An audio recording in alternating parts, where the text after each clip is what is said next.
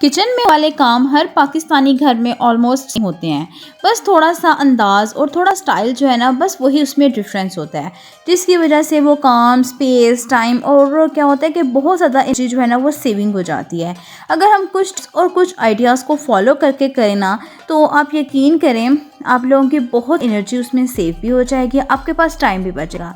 तो आप लोगों ने वीडियो को एंड तक वॉच करना है। जो आइडियाज़ को मैं फॉलो करती हूँ, टिप्स को मैं फॉलो करती हूँ, आप भी ज़रूर फॉलो कीजिए। और अगर आप लोगों को वीडियो अच्छी लगे तो वीडियो को लाइक करना और साथ ही साथ मेरे चैनल को भी सब्सक्राइब करना। देन वीडियो स्टार्ट करते हैं। So let's get started. अस्सलाम वालेकुम माय यूट्यूब फैमिली, कैसे हैं आप सब लोग? होपफुली आप सब ठीक ठाक होंगे। मैं भी अल्हम्दुलिल्लाह बिल्कुल ठीक ठाक हूँ। तो जी सबसे पहले ये जो बर्तन धोना है ना, 24/7 नेवर एंडिंग होता है। सुबह शाम आते जाते बर्तन बर्तन।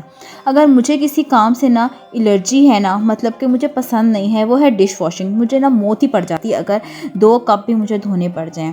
ठीक कह रही हूँ। अच्छा, अगर मैं बर्तन धोती हूँ ना, तो बहुत अच्छे तरीके से, जब भी मैं धोती हूँ बहुत अच्छे से मैं बर्तन धोती हूँ। और होता क्या है कि जब भी मैं बर्तन वगैरह वॉश करती हूँ ना, या तो पास में मैं एक बास्केट रख लेती हूँ और उसके नीचे ट्रे। पहले मैं इसे वॉश करती थी, अब मैंने जो है ना यहाँ पे स्टैंड परचेज कर लिया। अभी मैं आप लोगों को ये दिखाती हूँ बर्तन धोकर।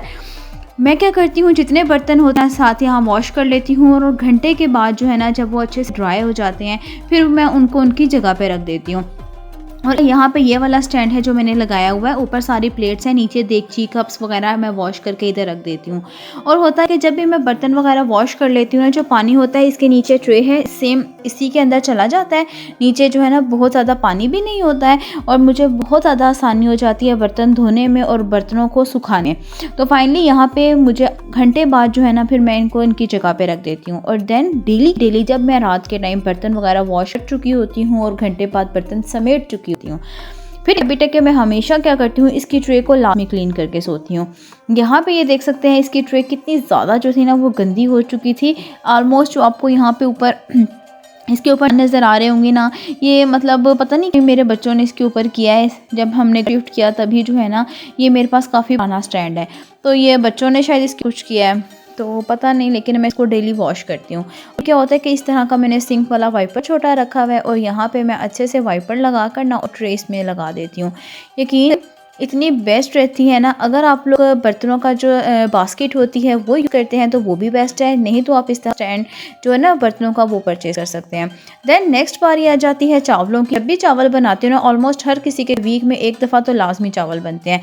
मेरे घर में हमेशा जो है ना वीक में 2 से 3 दफ़ा लाजमी राइस बनते हैं। और क्या होता है कि जब चावल ख़रीदते हैं ना, तो उसके अंदर हम लोग कीड़ा ना पड़े तो उसके अंदर सुसरी कभी कभार हो जाती है या मिट्टी बहुत होती है, तो बहुत ज़्यादा पानी लगता है उसको वॉश करने में।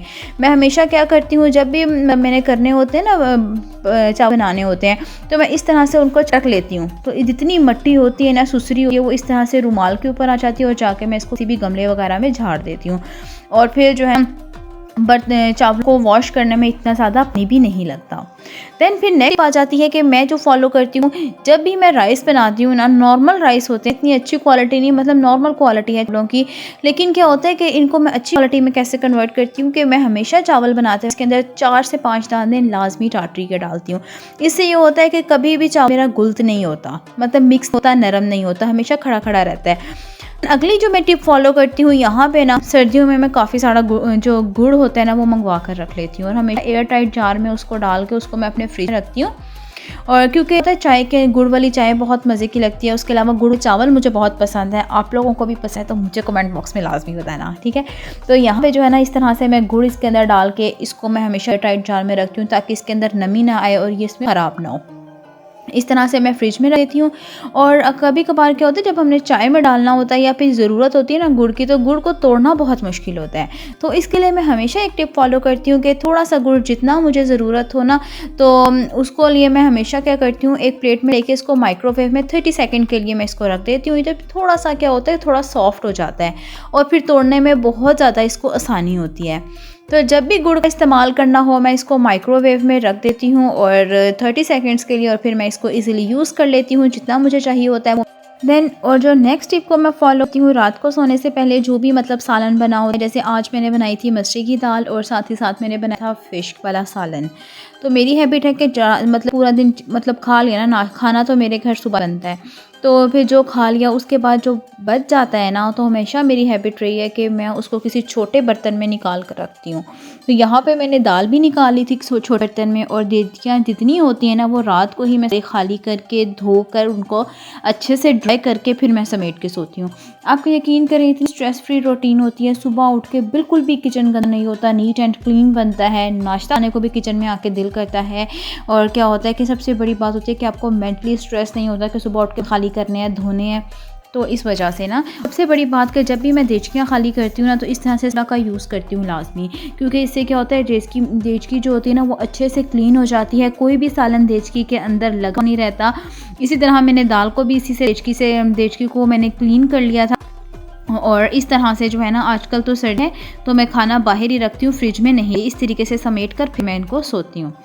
देन जो मेरी नेक्स्ट हैबिट आती है ना, कि मैं वीक में एक दफ़ा लाजमी जो टी स्टेनर्स होते हैं इनको लाजमी क्लीन करती हूँ, क्योंकि बहुत डर लगता है कि मतलब आपके स्टेनर्स गंदे हों। चाय भी तो हम रोज़ पीते हैं ना, तो उसमें पत्ती इतनी ज़्यादा फंस जाए, और फिर हम उसको सिंपल अगर आप लोग वूल से या फिर स्कॉच ब्राइट से क्लीन करें ना, तो वो क्लीन भी नहीं। तो मैं हमेशा इसको डीप क्लीन करती हूँ वीक में एक दफ़ा। संडे वाला डे मैंने रखा होता है।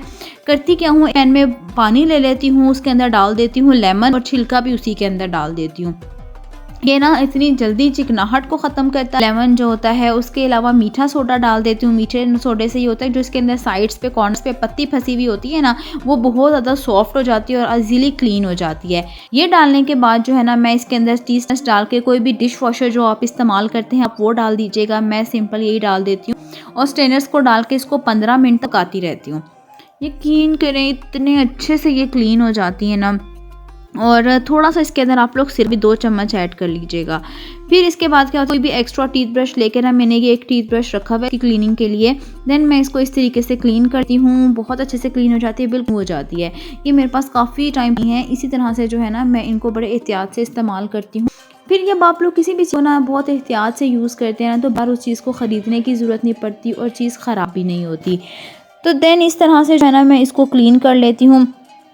और इसका फ़ायदा ये भी होता है कि जो इसका पानी होता है ना, जब मैं इसको सिंक में डालती हूँ तो मेरा सिंक का जो पाइप होता है वो कभी भी बंद नहीं होता। वो इस तरह से, क्योंकि जितनी चिकनाहट होती है वो सब निकल जाती है और सिंक में बिल्कुल परफेक्ट काम करते हैं और उसमें से नहीं आती। देन आप यहाँ स्टेनर चेक कर सकते हैं कितने अच्छे से नीट एंड क्लीन हो चुका था। जितनी पत्ती थी इसके अंदर वो सब निकल चुकी थी। नेक्स्ट अब जो मेरी अगली टिप आ जाती है ना, जिस फॉलो करती हूँ, जो भी रोटी वाला हॉट पॉट होता है ना, मैं यहाँ पे स्टील का इस्तेमाल करती हूँ। गलती से इसको मैंने चूल्हे पे रख दिया था और वो यहाँ से थोड़ा सा ख़राब हो गया। लेकिन क्या होता है, रोटी काफ़ी देर गर्म रहती है और इसको क्या होता है कि हफ्ते में एक दफ़ा इसको भी मैं लाजमी क्लीन करती हूँ, डीप क्लीन।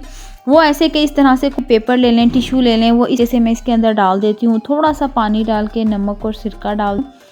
इससे ये होता है कि इसके अंदर से जो रोटियों की एक अजीब सी स्मेल आ रही होती है ना, बासी रोटी की स्मेल, वो कभी भी नहीं आती। आपका हॉट पॉट बिल्कुल नीट एंड क्लीन रहता है। और यही वो तमाम टिप्स हैं, हैक्स हैं जिनको मैं फॉलो करती हूँ और अपनी लाइफ को मैं इजी बनाती हूँ। तो अगर आप लोगों को अच्छी लगी हो तो आप लोग भी इनको ज़रूर फॉलो कीजिएगा। कौन सा है, कौन सी टिप, कौन सी हैबिट आप लोगों को अच्छी लगी है, कमेंट बॉक्स में मुझे लाजमी बताइएगा। मिलती हूँ कल नेक्स्ट वीडियो में। अगली वीडियो तक के लिए बाय बाय।